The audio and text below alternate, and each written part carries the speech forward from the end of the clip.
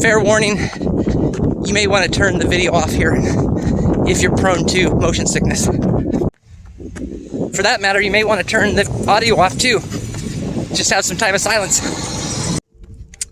Hello, Faith Church. Thanks for tuning in. I am trying to run and get ready for this half marathon with Team World Vision. I realize it's only 2.5 weeks away, so I guess it's time to start training. I've been training a little bit, but I've got my shirt on, ready to break it in a little bit and join the team on October 3rd. If you want to support our team, go to the link that I provided in the description for this video, and you can support me or support one of the members of our team or just our whole team, and we'd love to have your support. I'm amazed at how hard it is to talk and run at the same time. Also reminded that it's impossible for children around the world to walk several miles a day and also think about school and education. And so that's why we run.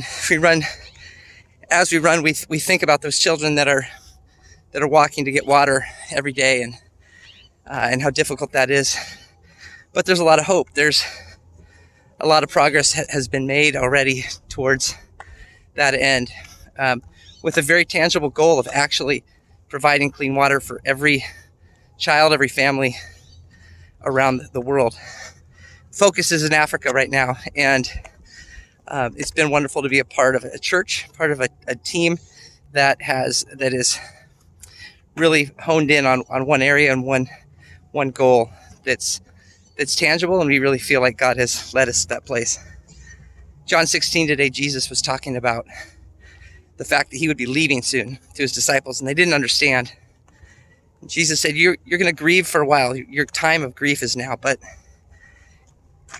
what it will lead to is rejoicing. Your grief will turn to joy.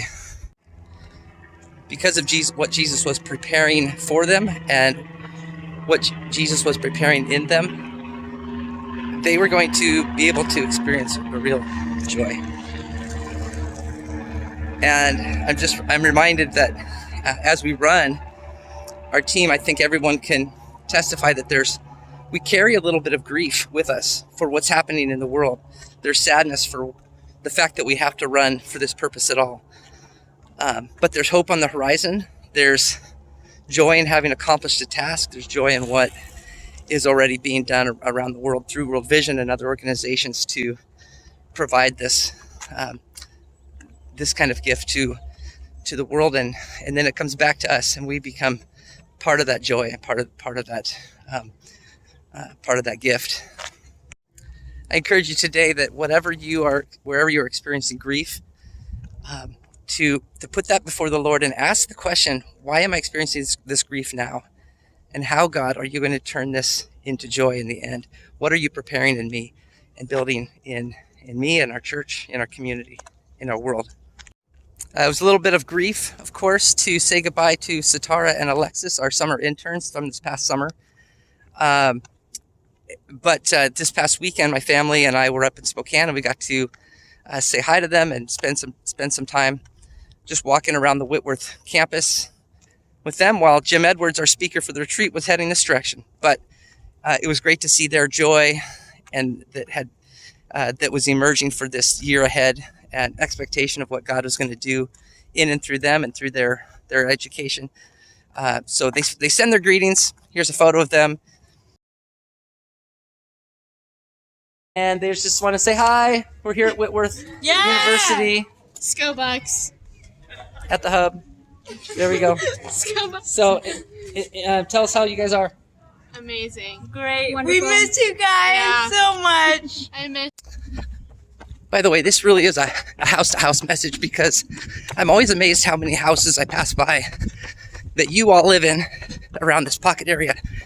It's kind of fun to pass by. I love to just pray for families and individuals that live in different homes around the pocket that I know of.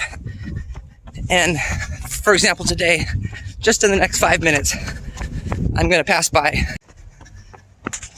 the Roach's house. Laura, Mike, Emma, and Ethan, they're already setting up for Halloween. They like to get started early. Susan Little and Emily Martin's house. I just passed by Susan on the levee. Dave and Nancy Nevsky's house. Life is better in flip-flops, it says. I agree. The Van Dyne's house. Mike and Karina, Madeline, Michaela, and Jack.